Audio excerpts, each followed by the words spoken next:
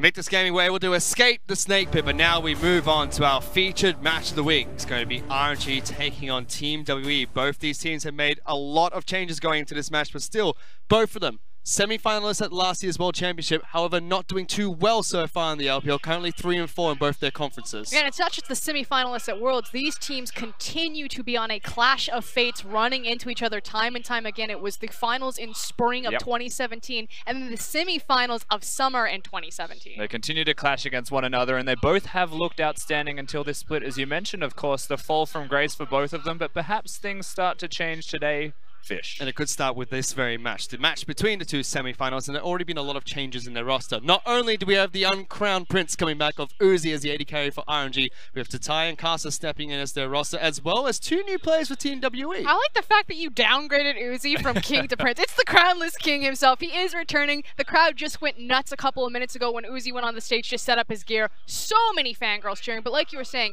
there's 2 new members now also starting for, I almost said 957, Team WE. You can see them on your screen. It's Magic and Celestial. So Condi, nowhere to be found. Yeah, and these 2 players have actually played together before. Now, you may not know who they are because we barely did either, so we did some research. They were in the LSPL. They were in a couple of WE sister-type teams. They were in 2 different teams together, Game Talents, as well as another team whose name is passing me. It's got the word Eagle in it. And then they came to WE together. So, if nothing else, you may not know them. They know each other, and that will help WE at least a little bit. And also the fact that the organizations are familiar with them because they have been bouncing around those farm teams. Now, what you need to know is that they play Jarvan and Lee Sin and Rakan, so initiation and playmakers. Yeah. Shout out to Razzleplasm, who was feeding me information all day about these 2 as well. He's pretty hyped to see them, but still, Team WE, this is a team that's been together for so long. A couple of weeks ago, we were already talking about how this was the longest standing LPL teams in terms of consistent roster, shaken up by the fact that Condi didn't start with them. Now they don't have Condi, nor do they have Ben in their roster. That's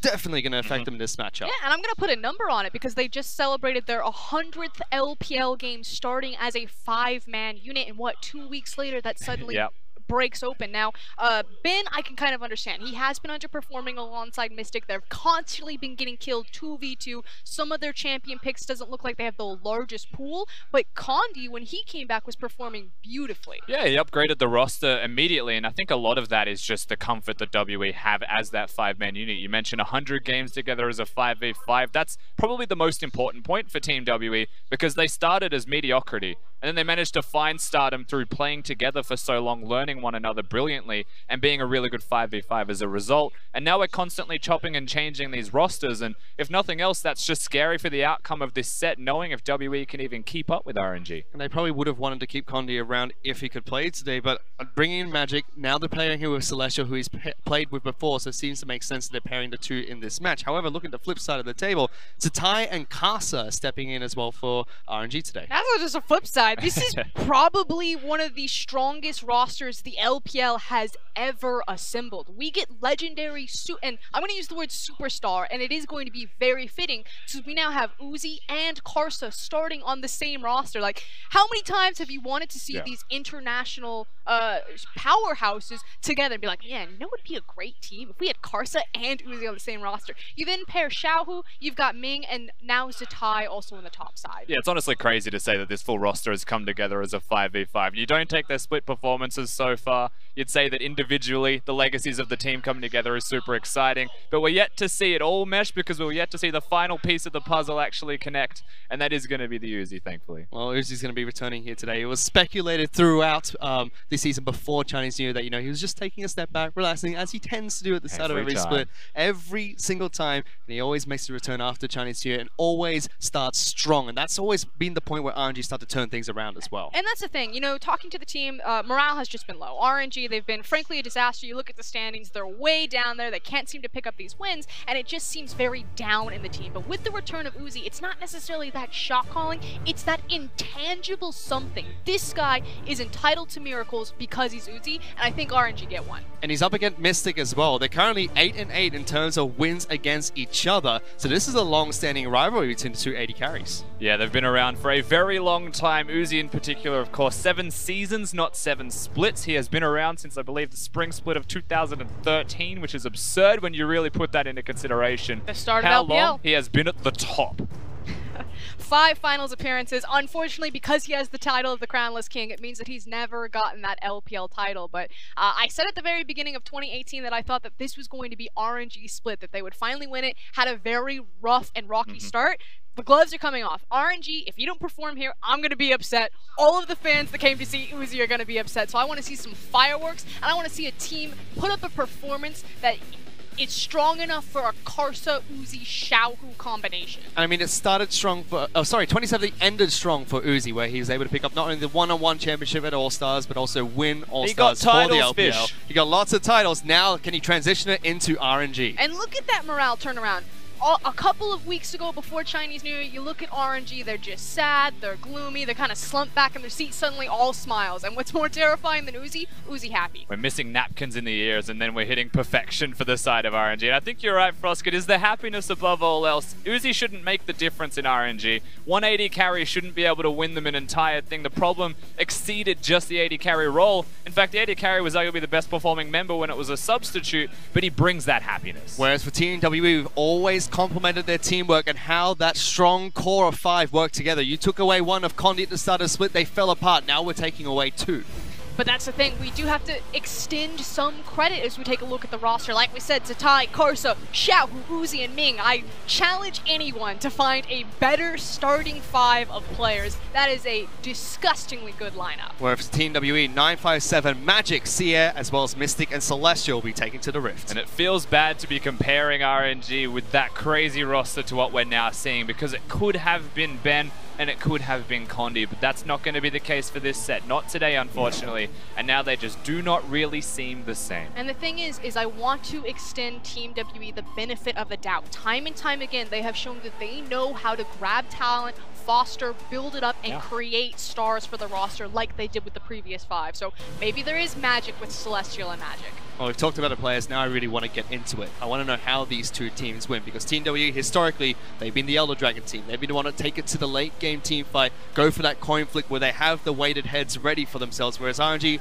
always consistent. They've shaken things up, though, with all these roster changes. Definitely their playstyle's going to change. Yeah, and it's actually very hard to say what is the win condition of Team WE when the jungler and the support change. More often than not, when you see, let's just say like a play-in region, they'll pick up 2 Koreans in the roster. It's the jungle and the support that changes, because that's the most important role for shot calling, for early game map movements, and how that translates together, placing vision and wards together. It may actually change the entire identity of WE. In saying that, they are the new players of a very experienced team, and they may be actually trying to fit into how WE play, and that could make them very awkward. It could make the win condition seem a bit convoluted for Team WE. The one bright light for WE that still exists, though, is xiye in that mid lane. And oftentimes you wouldn't be able to say that about Team WE in the past. It's been, you know, the Condi, the Mystic, the 957 show, but xiye is finally stepping into that spotlight and really growing into his role. So it really is all up in the air going into game number 1 with all these changes coming into both these teams. However, I want to get your predictions before we go into the first match, starting with you, Rusty. Who do you think is going to take this one? I mean, at first I thought WE may have what it takes, but they don't have the full 5 roster fish, so it goes without saying that my prediction would be towards RNG. I actually think that Uzi coming back may make a whole lot of difference, and I honestly think it'll just be a clean 2-0 the way that they've built the roster today. Well, Indiana, do you have the same sentiments? Did you think WE were going to take it, then RNG after the roster swaps? Even before I knew it was Celestial and Magic starting, I thought it was going to be RNG. Now, that said, if Team WE do want to win here, hopefully Magic can bring that same spark that Condi brings, and it can just be him teaming up with xiye and blitzing Karsa and Xiaohu, because there have been weaknesses there. The synonyms for Magic, I like it. I almost said Magic. Yeah, I know. well, they have played together before, Magic and Celestial, so we could see some of that synergy go for Team WE. And again, we have to ask the question we asked at the start of the year, which is how much of that core is enough for Team WE? Is the 3 members that are left there enough to bolster these 2 members in the squad? Just xiye is the man. Mystic's been underperforming, so perhaps he comes back today and plays a miracle game out, and that may be enough, but xiye is the only one. Underperforming, and he's also up against Uzi today, which is no laughing matter. For now, let's send it over towards our shoutcasters to take it away for game number 1.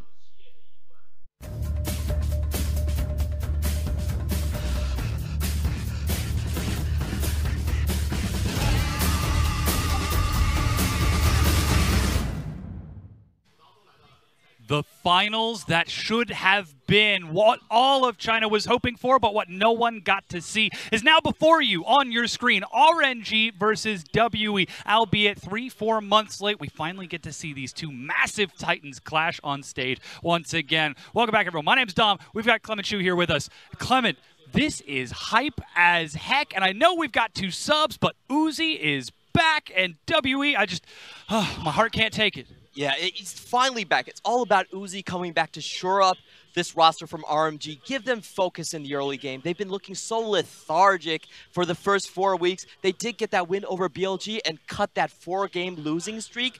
But with Uzi back, we really want to see some early aggression from them. Yeah, this was something that was mentioned on the desk. The fact that RNG looked like they have a completely different morale today. Laughing and smiling. Frosco said it herself. The only thing that's scarier than Uzi is Uzi when he's laughing and smiling. And when you consider the fact that, as they mentioned on the desk, Mystic has been underperforming recently, that is absolutely terrifying. Yeah, and this has always been the thing about RNG. Their former coach, Firefox, has always put a very large emphasis on that team unity, that cohesion, that atmosphere around these players. Because RNG, they are a team that can play at a very, very high level, but also at a very poor level, like we've seen in the previous few weeks. So for them, that morale boost really does indicate a lot more than it would on other teams. And of course, you contrast that with Team WE, the same 5 players growing and learning together over the past 100 games. And now today, against longtime rivals RNG, we've got Magic and Celestial subbing in.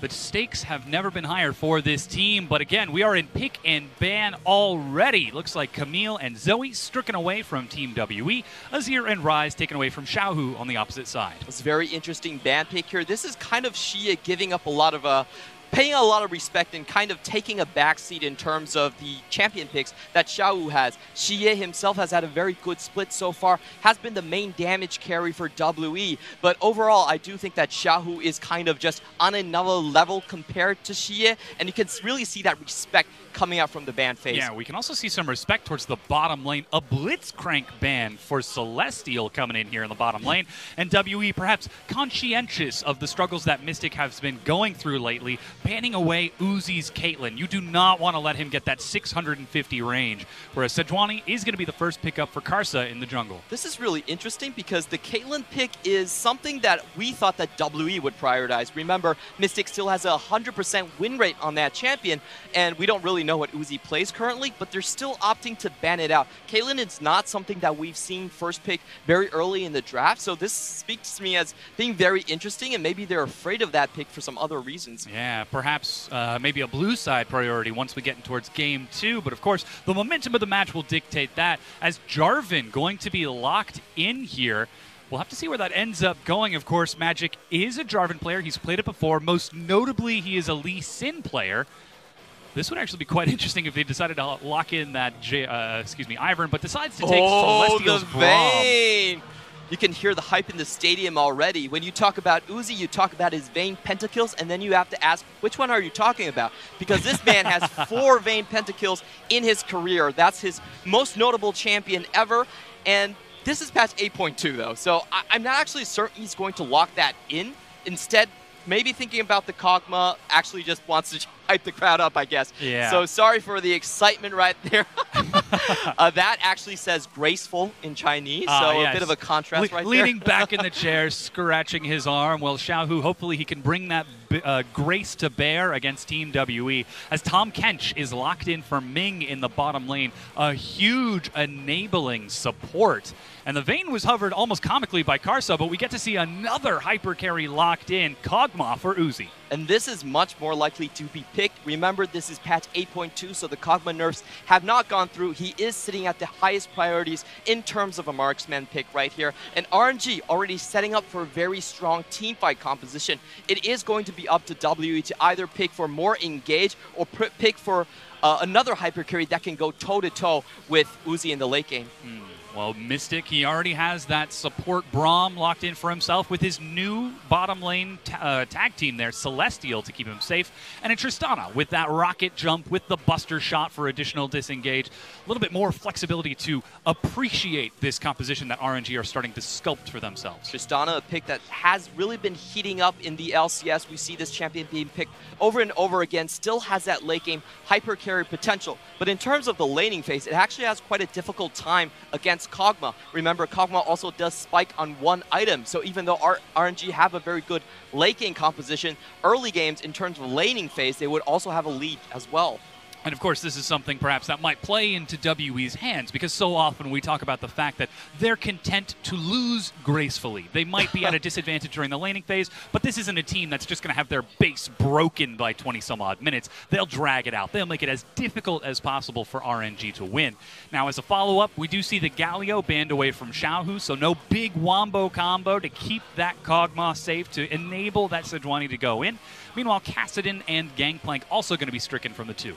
Once again, we see a lot of respect coming out for Xiaohu's champions picks, because if you're on the red side, you actually have the priority to pick that Galio yourself. It goes well with your Jarvan and into your hyper carry composition. But instead, W are not are shying away from that. I can only imagine that they're afraid of maybe something like a Cassiopeia coming out from Xiaohu. So they're kind of shying away from picks that fit their own composition and just really giving a lot of maneuvering space for Xiaohu to pick what he wants. It is quite interesting. We'll see where that final pick goes to, if that is going to be for the top lane or for xiye in the mid lane, considering how xiye is the second highest KDA holder of mid laners in the league right now, and Xiaohu is second last at 11th place, excuse me, third last at 11th place. So with the Gnar locked in, we know that's going to 957 in the top lane. Now xiye gets to look towards Xiaohu and look for that counter pick next. So W is really looking for some way to punish Xiaohu very heavily. They're leaving that pick last just so they can get the counter pick on him. And this is something that Raz has told us about, our LSPL historian, that Magic might really be looking for a tag team to go and play that 2v2 against Karsa and Xiaohu, who might not have the best synergy.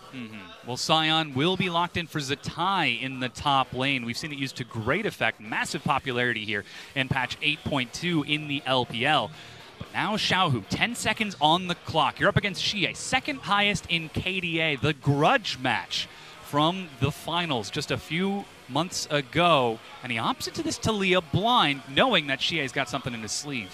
Yeah, it's a relatively safe pick. It doesn't have any losing matchups. The picks that for xiye he could go, we know that the Corki pick is still up. And Twisted Fate, we haven't seen this pick at all in the LPL so far, and I kind of feel like it's just a worse version. Yeah.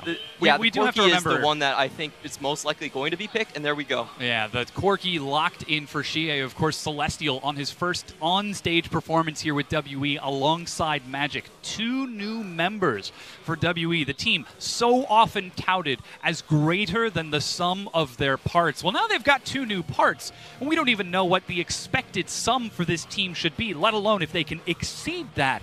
And the test for these 2 new players on stage isn't some low-tier team. It's against RNG, the return of the crownless king, who does have a bit of a nose itch. Look, everybody's got bodily functions. He's just got to have himself a chuckle and get right back into the flow of things. So happy right here. You know, he has 4 ADCs to choose from. He says that I love playing with Uzi the most because he's the most aggressive. He will tell me when to go in, and you can really see a smile on his face, finally getting back with his old partner there. To talk a little bit about the compositions we have, RNG, they do want to push things a bit faster early on. Taliyah does have lane priority over the Corki in terms of the early game, but when it goes late, then you will see the Corki kind of have his time to shine in the late game with those crit items. Yeah, the massive critical hit auto attacks to destroy folks.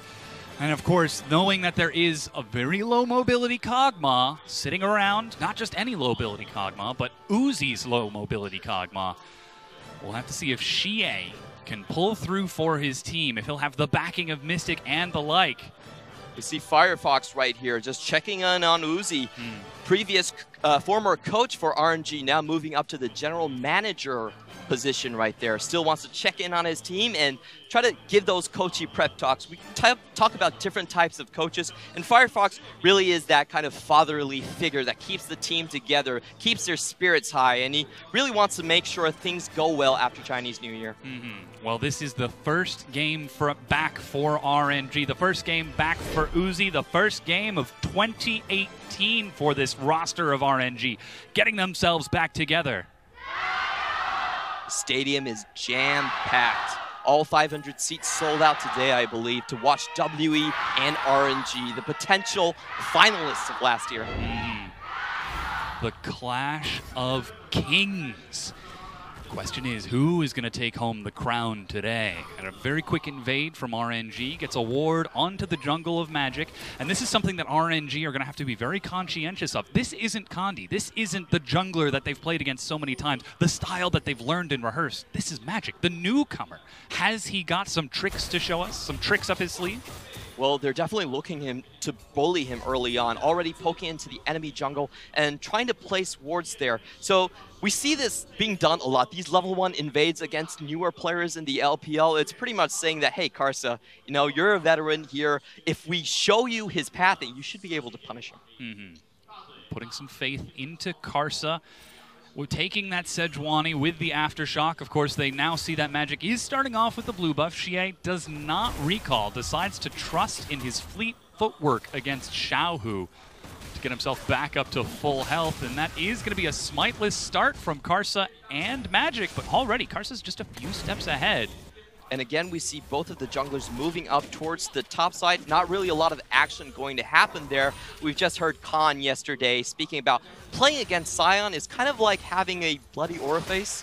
I won't say which one it is, but that's kind of a painful lane for any top laner. Not a lot of action really going to be expected here. Here we're going to have a history lesson. Yeah, that previous head-to-head for these two teams.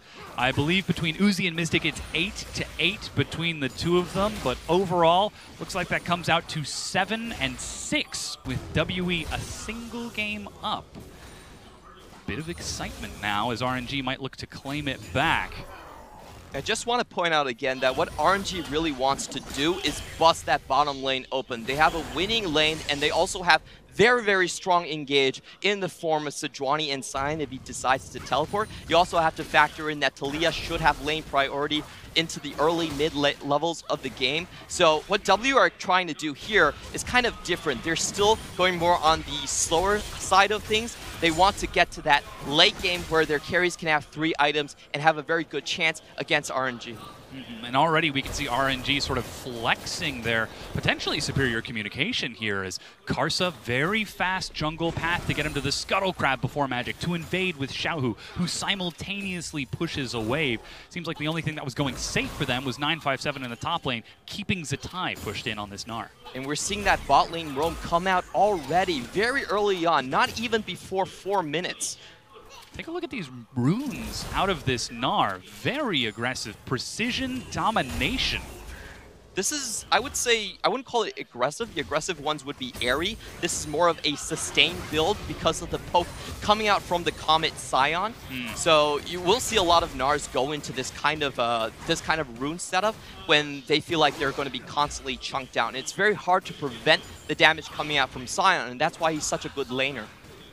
We'll have to see if 957 can hold his ground, perhaps relying on that fleet footwork to give him health as the lane goes on. But in the bottom lane, Uzi and Ming, or should I say Uzi, just aggressively auto-attacking time and again. Even Ming has to pick him up and carry him away, saying, no, stop harassing. We don't know where the Jarvan is. And this is really what makes Uzi such a terrifying player because, you know, we talk a lot about the legend, the hype, like how good he is mechanically, but in a technical sense, a lot of times he can take losing matchups in the bot lane and still come out ahead in terms of CS. He was the highest CS differential player at 10 minutes last split at 9.6.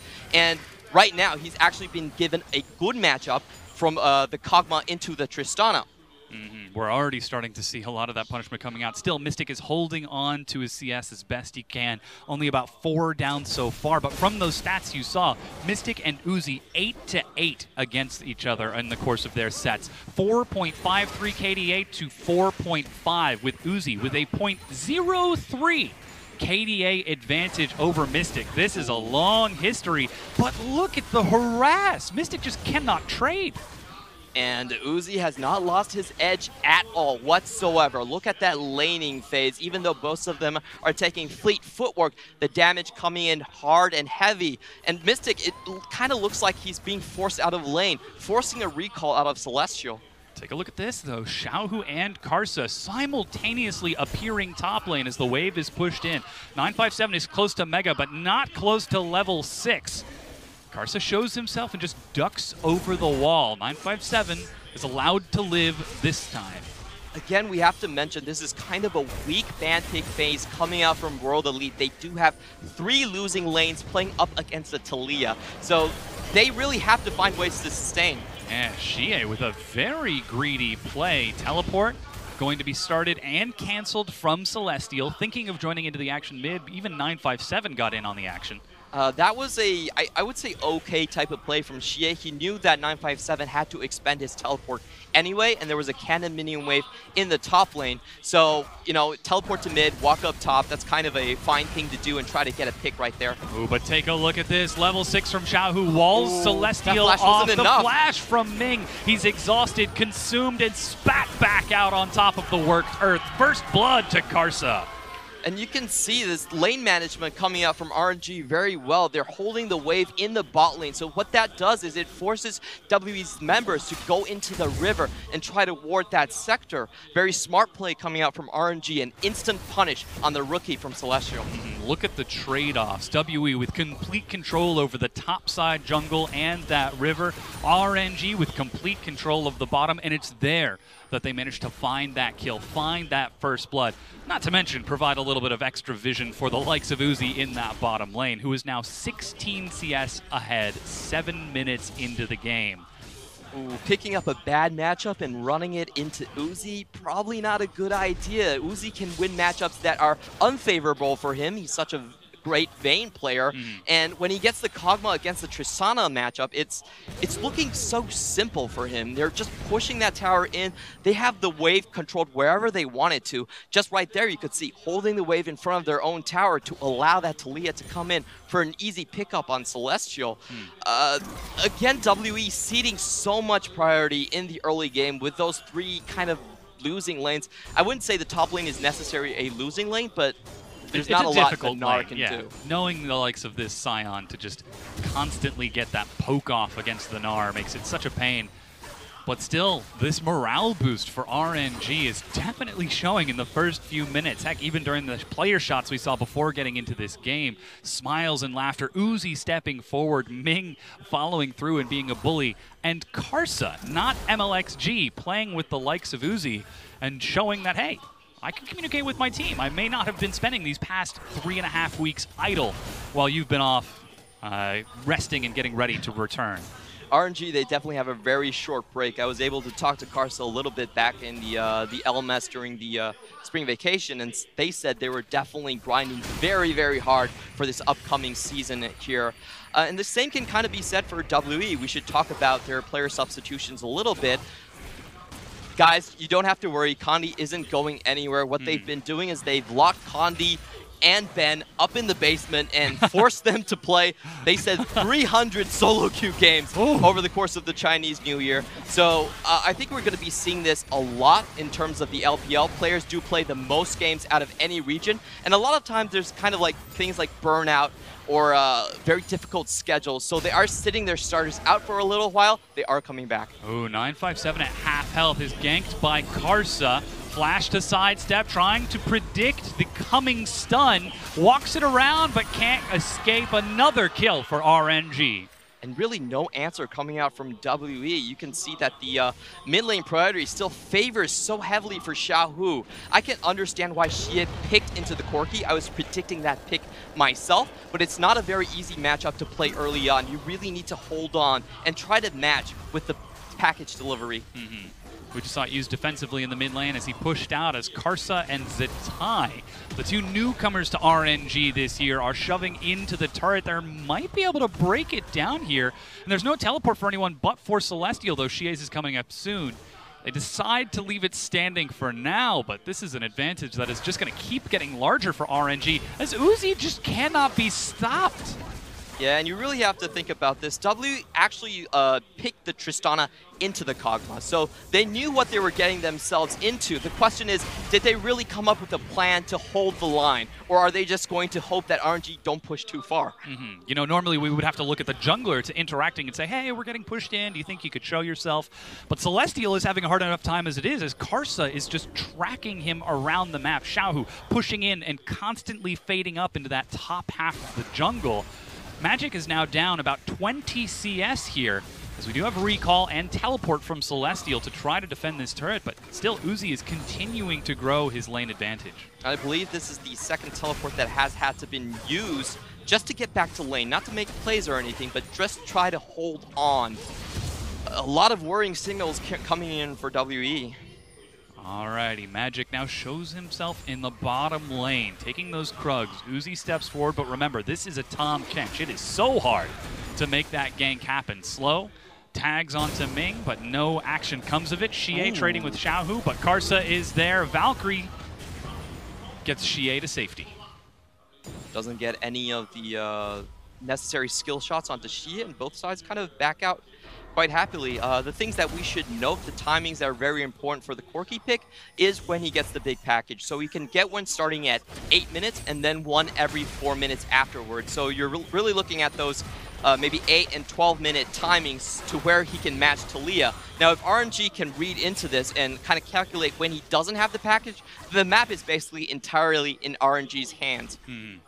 And that's what we see. Karsa just keeps on stepping in for vision. He managed to spot Magic recalling and immediately ducked into the jungle. Mystic is at 200 health just from laning pressure alone. Xiaohu on the move already. Already in that river. There is a teleport from Xiye, but I don't think he's going to be fast enough. They're clearing out these wards on the side. Uzi, with those concussive blows, has to back away and respect it. And though Xiaohu shadowed down to the bottom side, didn't quite decide to commit to it, as Xiye is just pressing in the mid lane. He might not be able to directly interact with bottom, but at the very least he can pull Xiaohu back to him. Yeah, that was really a save from 957. You could see that he was fading into the river in the top lane, so that gave a lot of pressure to RNG's bot lane for pushing this far up. And if you look at the warding, they probably know that there is a ward behind them. Without 957 on the map, they just backed off. Heal used by Mystic from laning alone. Welcome back, Uzi. Welcome back. Karsa stealing away the blue buff. Knows there's no chance for Magic to try to get in there. This is painfully familiar from WE's compositions. We've been talking about this over and over again. They like to pick these losing matchups for their bot lane, and it really hasn't been working out for them. Last week, they did change it up and go for the Kalista, but they lost both games as well. So sitting out Ben and putting Celestial in really hasn't changed their problems much. Still, WE now find themselves down 3,500 gold 13 minutes in, as a quick sweep has managed to pull Zitai back. You can see Magic is making his way with the Cataclysm. There's no flash, but he just charges back to safety. Who needs recall when you can run faster? Unstoppable coming out from the Sion ultimate. You know, it is in the name. Mystic somehow ends up very far forward. That's exhaust. They've managed to separate. Taliyah's here. Pinned against the wall, and as you mentioned, Xiaohu collapses to follow up with his mid laner. He's tagged and slowed. Mystic sidestepping as best he can, but Uzi gets the kill on the backside. Celestial is running, but look at that. 5 members of RNG come to Uzi's aid and then hand over the kills. That's the focus we're talking about with Uzi back in the lineup. You bet you that there's definitely that voice shouting at them, come to my bot lane. But I do have to question what W was doing. They just showed their jungle in the top lane, and Corki went up as well. So that means that Taliyah had kind of a free roam towards the bot lane.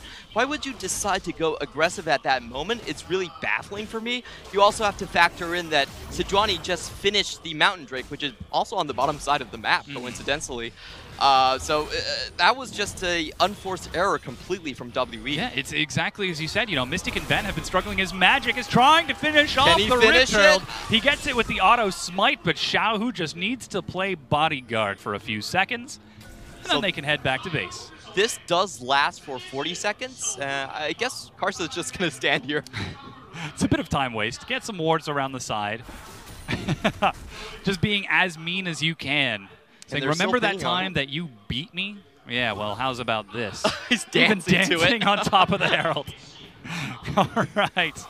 See, this is the mood that we were so afraid of. This was the RNG that we were afraid of rearing their heads. Currently 3 and 4 in the standings, off to a very slow start in the split. But now that the new year is over, it seems like a whole new team has showed up for RNG. RNG, this is the team that defeated Samsung, the eventual world title holders, twice in the group stage. And what's so scary about them is that their individual talent is so great, and when all of their lanes get moving, those skirmishes are very unstoppable. Samsung couldn't do it. Now WE is falling even further behind. This is the same WE that went to the World Semifinals, same as RNG, but 6 months later, and this is not an equal game one. RNG are showing some massive prowess as Celestial walks up for a ward and just eats massive punishment as Uzi eats a crit. Taliyah coming. And has to back away. Weaver's Wall is not going to be able to stop that Corki, though. Good try from WE, just trying to push out Uzi, but Uzi does have the fleet footwork, so... Oh, an immediate stun locks xiye down. He is dead as a doornail. That's a point-blank ultimate straight into xiye's face. Xiye still had the flash, but didn't have the reaction time to really get out of there. Just not quite fast enough. And you can see the immediate Null Magic Mantle pickup for an eventual QSS. Fool me once, shame on you. Fool me twice, get me out of here is what he's saying. Still, though, the 1-3-1 suddenly collapses into a 4-1 for RNG. They're working down this mid-tier 1 turret, the last tier 1 standing. Ooh. Good seismic shove, gets even more damage, and Uzi is just burning through WE's health. And W have to give up this mid lane tower. There's a 4-man against a 4-man, and Sion was able to pick up a lot of free, uncontested gold in the bot lane while this was happening. So far, RNG has had such smooth sailing. There's been no resistance from W coming out whatsoever. 5 kills to 0, not a single turret, not a single dragon. And still, WE struggle on to try to get themselves back in. The newcomers, Magic and Celestial, inaugurated by a trial of fire. The hottest flames as RNG are just doing work. Look at that gold difference. 1,500 gold advantage for Uzi 17 minutes in. That's nearly 100 more gold than his opponent per minute. He's got the gold, he's got the towers, he's got the kills, and most importantly, he has the 2 completed items against Mystic, who's still sitting on 2 components. So for the next 6 or 7 minutes, I don't think there's any chance that W win any single fight.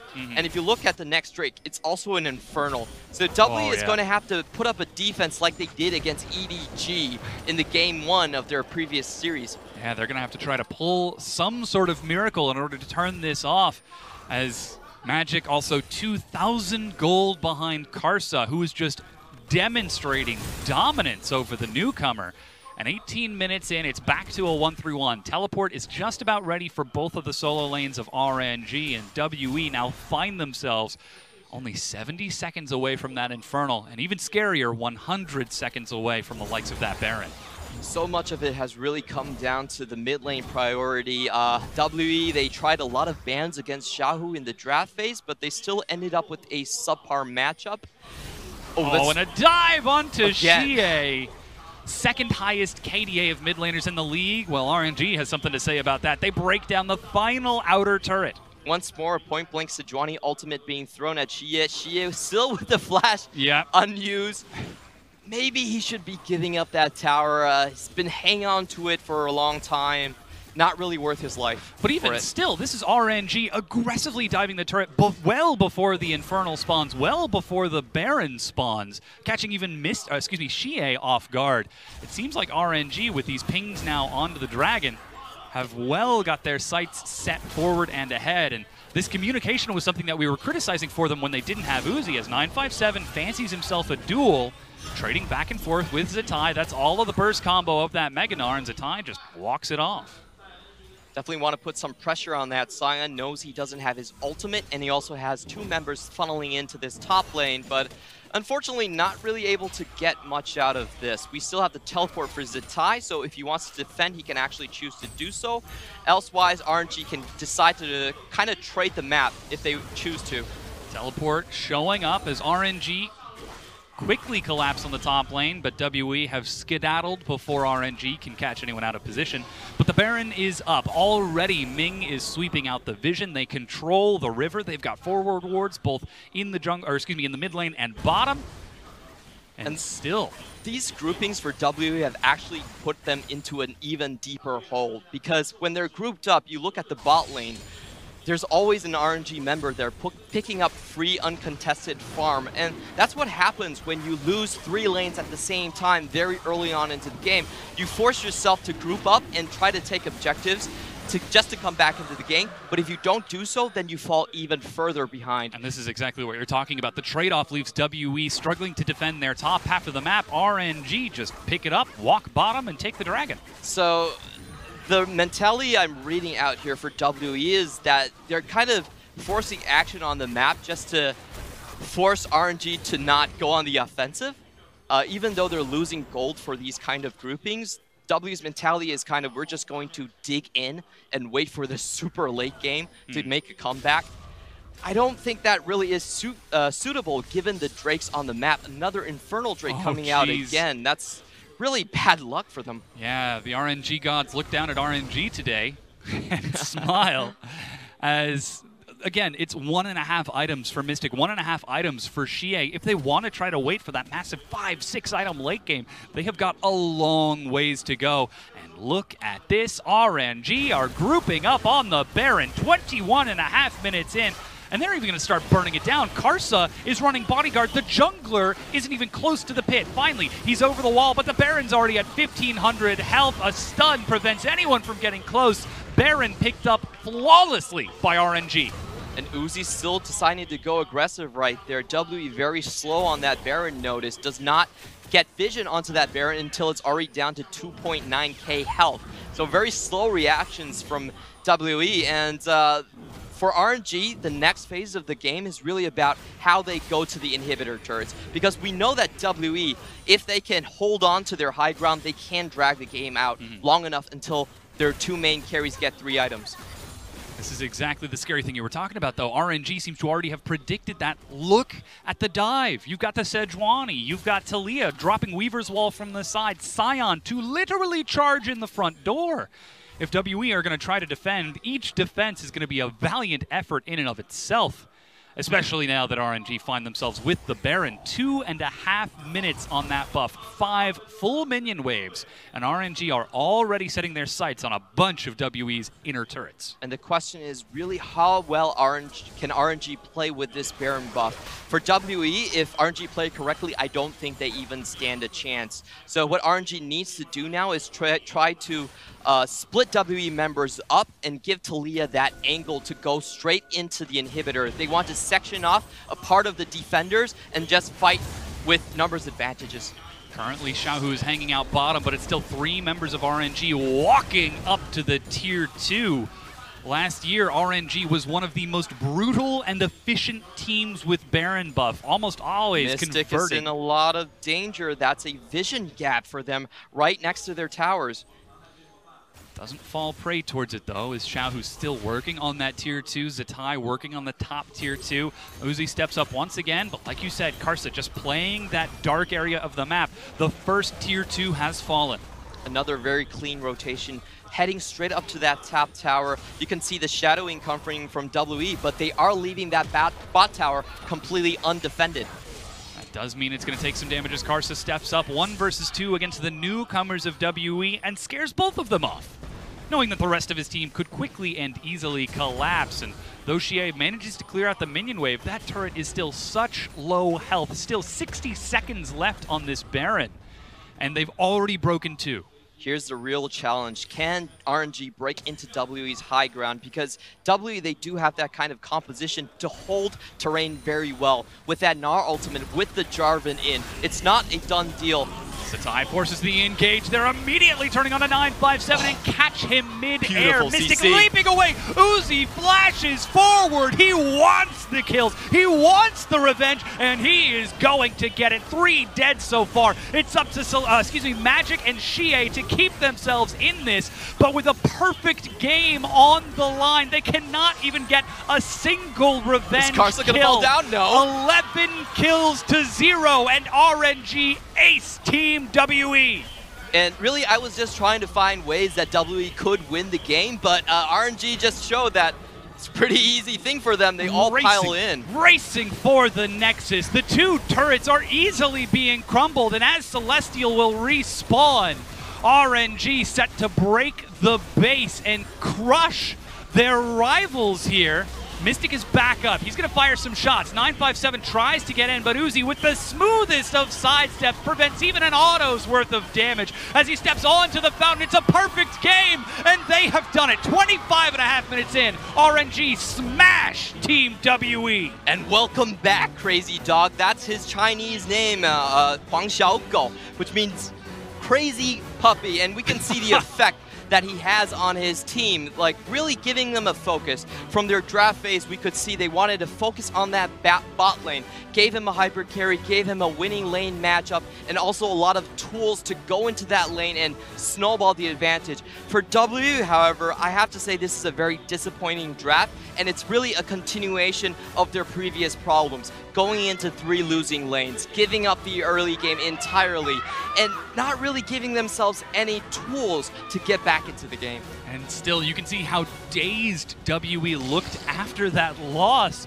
as if they couldn't have possibly predicted that this was happen. Well, with the return of Uzi, it is smooth, fast, and efficient. 15,000 gold advantage. 25 minutes into the game. Not a single turret, not a single dragon, not a single baron, nothing for Team WE. A perfect game 1. And this is the RNG we've been waiting for. We've been saying that the West is the best, but guys in the East, they have potential. Squads like RNG, squads like IG showing up today and really wowing us with their individual performances across all of these lanes. And Uzi showing up huge. What confidence to step back in and immediately look at longtime rival Mystic. He's 8-8, head-to-head with the guy, and just smashes him in lane, smashes him in mid-game. There wasn't even a late game because the Nexus was destroyed well before it. Well, we knew, we definitely find out what Uzi has been doing all this time we haven't been seeing him. He's not shown any rust at all, coming in strong, and also just solidifying his position as the king of the laning phase. Well, now it's up to our analysts to break down that game 1. The desk is yours. Well, I'm being told by everyone that was a perfect game, but Riftail did kind of get stolen there, so is it still, you know, a perfect game going over? It wasn't on that list, Fish. It didn't say Riftail stolen or taken. It just said Elder Dragon, Baron, Towers. It was an objective that no team got, okay? So it wasn't not a perfect game because no one got the objective. I think no one getting it means that it was still perfect, that aside. A tree falling a forest, something the other not hearing, or something like that. But let's actually get into that match, because it was an absolute shellacking coming out from RNG. There's a blasting. Ooh. Proper blasting. I'm avoiding synonyms right now in my head. I'm not going to say them, but they won in draft. They won in laning phase. They won the game from minute 1. It was kind of absurd. WE, I mean, it's the same problems Clement mentioned in the cast. We've mentioned it for probably over a year now. They draft themselves losing lanes, and in this case, they drafted pretty much 3 of them. And guess what? They lost lane. Yeah, and the only draft that really went well for them was that Corki counter pick, but there's nothing that xiye can do because it was properly followed up or called by a Taliyah. So Taliyah's roaming, Corki's roaming, and even the one counter pick and kind of the one pushing or winning lane that they might have had is non-existent. Yeah. Clement already touched on this during the cast, but this has been a recurring problem for Team WE. They draft into these losing lanes. They try and rely on that late game. They have a couple of strategies they can pull out here and there, but now that they've torn apart their roster, jungler and support's been replaced. How exactly are they going to change things up going into game 2 against RNG, who look on form with Uzi back? I don't really know, Fish. I mean, Uzi had 170 CS at 16 minutes in the game. He was sitting in the mid lane because they blasted bottom lane tower that hard. We were joking like, hey, can we get a heat signature for bottom lane? Because we just wanted to show people that Mystic and Celestial literally spent the entire lane phase behind their tower. under their turret, nothing they could do. And that cascaded out of the lane as well, right? 5 people come to bottom, they make the difference. But past that point as well, 3 items at 23 minutes, 30 CS above the clock. Uzi continued to press forwards and basically being able to cement a perfect game through smart rotations. The Sion in the top lane as well, when we bring it back to draft, was one of the other smarter choices throughout the drafting phase. Sion can go Comet, he can max E against the Gnar specifically. One of the only tanks where you can do that, and you can control what is such a lane-dominant champion. And I do want to give quick credit to 957. I thought his Keystone build path was actually quite clever, knowing that he was going into the Sion Comet. Clement talked about it on cast. We talked about it in between the game, you know, going for that sustain with the taste of blood as well as the fleet footwork, and then also using his teleport. Basically, magic is non-existent in the jungle. He's getting collapsed on it, and it forces 957 to not only spec into a really bad matchup for himself just to try to salvage something, but then he also has to TP to the mid lane simply to keep his jungle from being invaded and then walk top on a cannon wave. Yep, Jarvan's one of the junglers that's incredibly strong in the current patch, and being bullied out by Sejuani is not something that's pretty to look at in that match. Was effectively non-existent on the map, was not able to help out Team W in that game, but for RNG, this must be a big confidence boost. You know, going back into this against long-time rivals, yes, their roster's been shaken up, but to perform that well with what looks to be their full squad must be a good feeling. Yeah, and now the question really is that, you know, how strong are Team WE? Where are they a good gauge of how strong RNG are now? They looked phenomenal in that game, but against a higher caliber opponent that is running a 5-man roster that has synergy and practice, do RNG still look this game? I mean, this is a great momentum booster coming out of Chinese New Year, but is it RNG is back? Yeah, I would call it relief from RNG, right? The confidence would have already been there. Uzi was playing in the roster, so they'd be super happy and stoked to just have the man back in the team, have the whole team reunited. But to win game 1 how they did, it's just a sigh of relief. They didn't come in, they didn't choke. It wasn't some kind of magical play. Uzi does actually make some kind of difference, and they'll just be happy that game 1's over, and they want to make game 2 probably even quicker. And he was the man that picked up MVP going into match number 1. Uzi, on his return, picks up the Kog'Maw, and I have never heard the crowd here in Shanghai so loud since the time he walked onto the stage to the time that he picked up MVP. Only when he hovered Vanefish. Oh, I think it was the only time it was louder. And of course, he's going to get man of the match, 5-0-4. He was definitely set up by his team, you know, roaming down to the bottom lane, really kicking off the first big explosion of that game. But ultimately, Uzi single-handedly won the 2v1. I mean, yeah, Ming was kind of holding him back on the top Kench, but it was all Uzi. And as weird as this sounds, we actually have a replay of that fight in the bottom lane where we have Uzi going off. And this is what led him to pick up the MVP. Yeah, and the major part that we highlight this replay and that it comes out as a big deal is Xiaohu's down here, Karsa's down here, Zatai's down here. The 5-man unit of RNG have come to protect their boy, the Kog'Maw. But it's not even about why is the Kog'Maw being protected, it's more about why is WE here? Why are they doing this? They just ganked the top lane. Their jungle is visible. RNG know that, and they just collapse on it. Which is why I don't want to say that Team WE's problems are Celestial and Magic, having 2 new members. It certainly doesn't help, but that is classic Mystic. Him and Mystic, like, cover up the nameplates. That is the exact same maneuver that Team WE pulled time and time again, and finally someone called them out. And that's something that has to change for Team WE. It's going to be difficult to then change things mid-set against RNG. RNG looking to see if they can close things out nice and strong after a decisive game number 1. We're going to go into a very quick break. We're back with game 2 in just a bit.